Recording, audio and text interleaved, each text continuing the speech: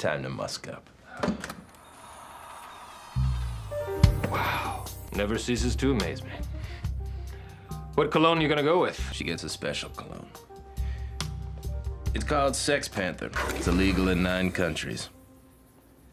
Yep. It's made with bits of real panther. It's quite pungent. Oh, yeah. Ooh, it's a formidable scent. Brian, I'm gonna be honest with you, that smells like pure gasoline. 60% of the time, it works every time. That doesn't make sense. Let's go see if we can make this little kitty purr.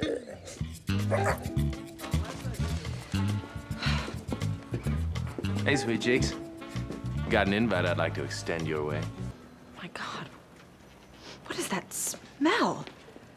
That's the smell of desire, my lady. It smells like a used diaper filled with Indian food. Oh! What is that? It smells like a turd covered in burnt hair.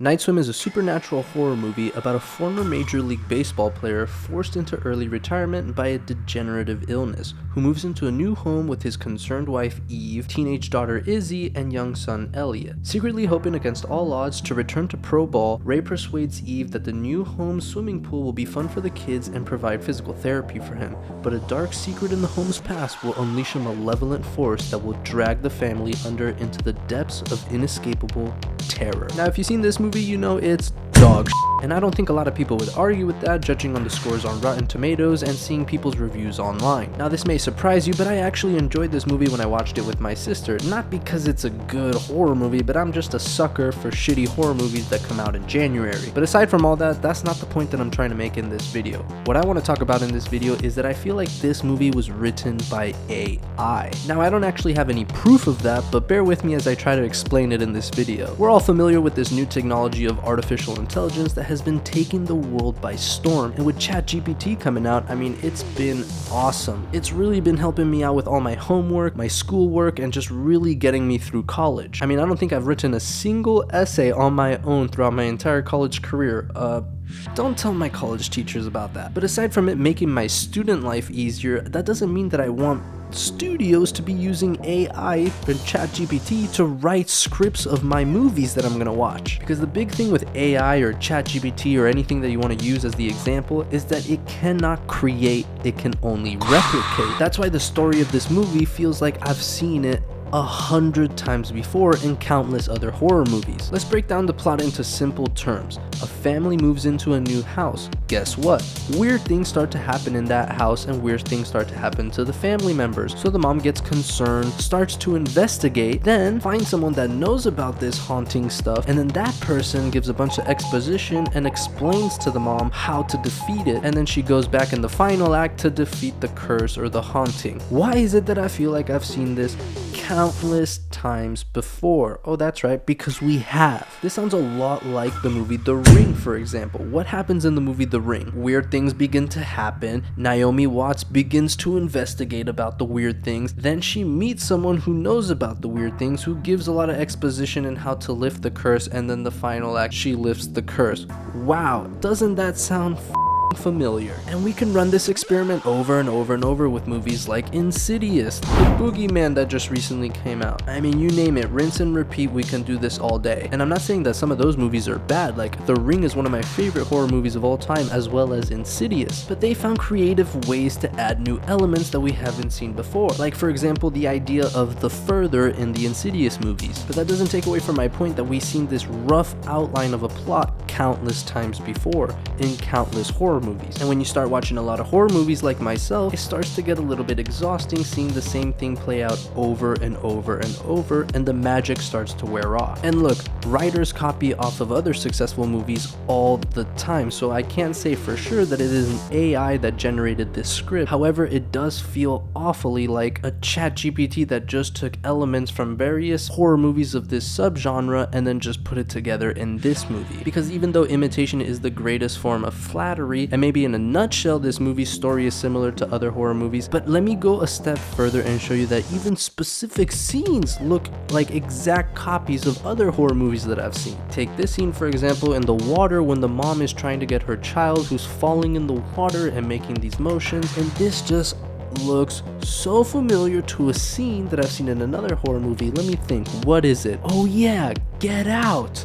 Why does it look exactly the same? You think I'm nitpicking? Let's take another example. What about this scene when all the ghouls in the water are trying to grab them at the end? Why does this look like Lord of the Rings? When Sam falls into the puddle and all the ghosts are trying to get him. I mean, it's insane how similar some of these aspects are in this movie to other movies. That's why I feel like in some way, shape, or form, AI had a part to play in this. And look, maybe I'm crazy, and you can comment down below whether or not you think an AI generated this script or if it was actually human written, but my point still stands is that this movie has zero originality and has just taken stuff from other movies and put it into this movie, which is kind of sad because it had a great idea. The short horror film is fantastic and they could have developed it into something much more interesting than what they did.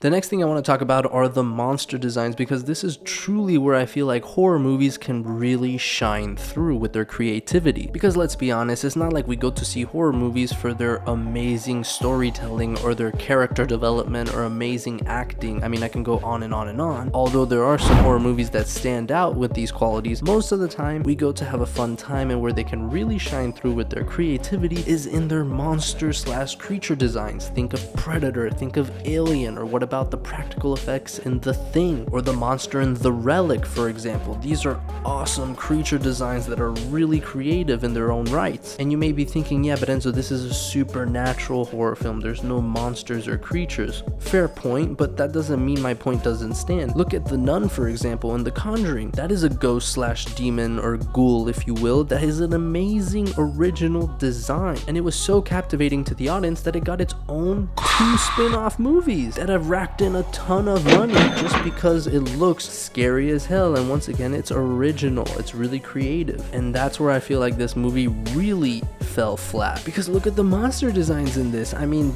look at this looks terrible for one, and another one, it looks like honestly the key face monster in Insidious 4, but just a lot darker and with less detail. And then look at this one. I mean, look at this. Tell me that does not look not scary but also awful. Downright awful. It looks like the Grimace character from McDonald's. Or you know what? I got a better reference for you. It looks like the mummy in Hotel Transylvania. And this is what's supposed to scare me? I mean, come on, do a little bit better than this. Put a little bit more effort. I don't know. Comment down below. What do you guys think of the designs of the ghosts/ghouls in this movie? Do you think they're good? Do you think they scare you? Because to me, I think that's one of the worst aspects of this film.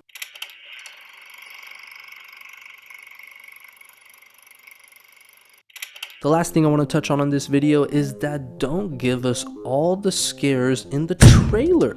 I mean, goodness Christ. I want to go into a horror movie not expecting the scares and having a good element of surprise attached to it, but you're going to ruin that element of surprise if you give half or even more than half of the scares away in the trailer. I understand you have to market the movie and grab the audience's attention with some of the cool scares of the movie, but at the same time, show a little bit more of the story aspect or something, because we went into the movie and half of the scares I already knew are there and I could see them coming a mile away, so it just really ruined that aspect of the movie. And maybe that's because the story sucked and very cliche that they didn't have much to show about that in the trailer. But let's go through the trailer and all the scares that they show. I mean, are you ready? And 1, 2, 3, 4, 5, 6, 7. I'm done counting. So not only is the story bland and not unique in any way, not only are the ghosts/ghouls not creative in their design or scary looking in any facet, but on top of that, you completely lost the element of surprise because we know half the scares are coming from a mile away. I actually think this might be Blumhouse's